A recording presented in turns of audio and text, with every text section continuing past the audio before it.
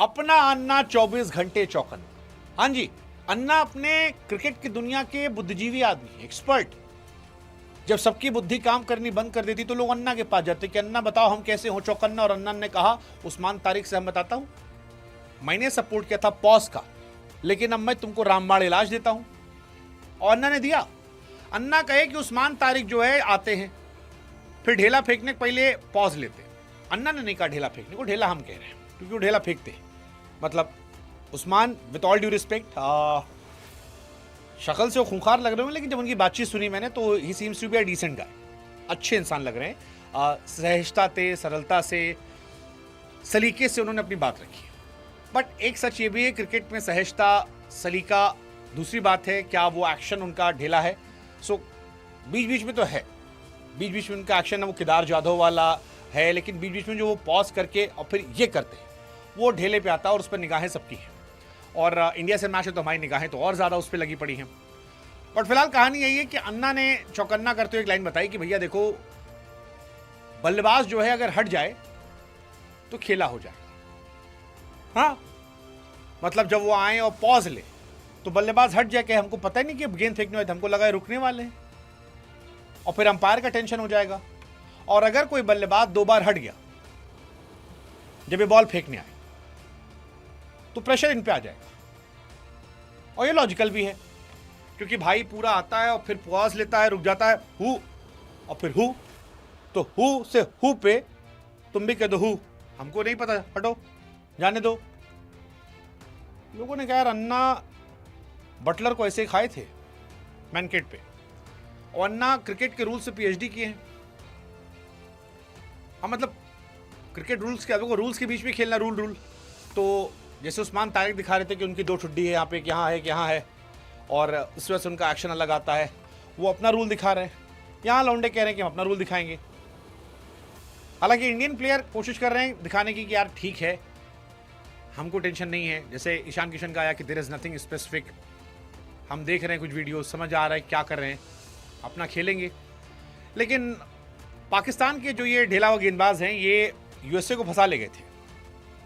हालांकि बाबर आजम, फरहान, सलमान आगा इनको बैक कर रहे हैं कि ये बढ़िया है, मिस्ट्री वेपन है वर्ल्ड कप गेम के लिए। बट इंडिया वाले मैच में इन पर निगाहें बहुत रहने वाली है, बहुत बहुत बहुत रहने वाली है। इसको लेकर बवाल बहुत कटने वाला है। 2 तरह चर्चा चली कि उस्मान क्या होगा। 2 चर्चा चली एक्चुअली, एक्साइटमेंट। एक अभिषेक शर्मा को लेकर, क्या अभिषेक शर्मा फिट हो जाएं कल के मैच के लिए, और दूसरा उस्मान तारिक को लेकर। ये 2 चीज़ें हैं जो देखने वाली होगी। Let's see where it goes. मतलब इंटरेस्टिंग रहने वाला है, क्या होने वाला है, कैसे जाएगा। उस्मान तारिक के 2 बॉल आती है, जब मैंने फिर कहा कि एक वो नॉर्मल गेंद फेंकते हैं, बीच बीच में फेंकते हैं नॉर्मल गेंद, लगातार फेंकते हैं एक्चुअली, लेकिन जब वो छक्का चौक खा लेते हैं तो ढेला फेंक देते हैं, और वहीं सारा बवाल शुरू होता है। इसीलिए एक्सपर्ट्स जो हैं बार बार कह रहे हैं कि इन पर नजर रखो। कई सारे लोग इनको बैन करने की बात भी कर रहे थे, इनके पॉजेस को लेकर। लेट्स सी, मतलब यूएसए वाले मैच में तो मैंने देखा था, एक छक्का खाए और अगली गेंद ढेला मारी, विकेट मिल गया, तो वहीं से शुरू हो गया। कैमरन ग्रीन ने इंटरनेशनल चीटर कह दिया था, कहा था ढेला फेंकते ढेला। ऑस्ट्रेलिया तो लगातार कह रहे हैं ढेला फेंकते ढेला। एक आपको याद होगा टिम डेविड का भी कमेंट आया था कि भाई ऐसा लगता है 5 साल में गेंद फेंकेगा, रुक के फेंकता है, फिर ढेला फेंक देता है। सो ऑस्ट्रेलिया वाले टॉन्ट मार रहे हैं। अब क्वेश्चन ये है कि ऑस्ट्रेलिया के टॉन्ट के साथ साथ क्या कहानी चल रही है आगे।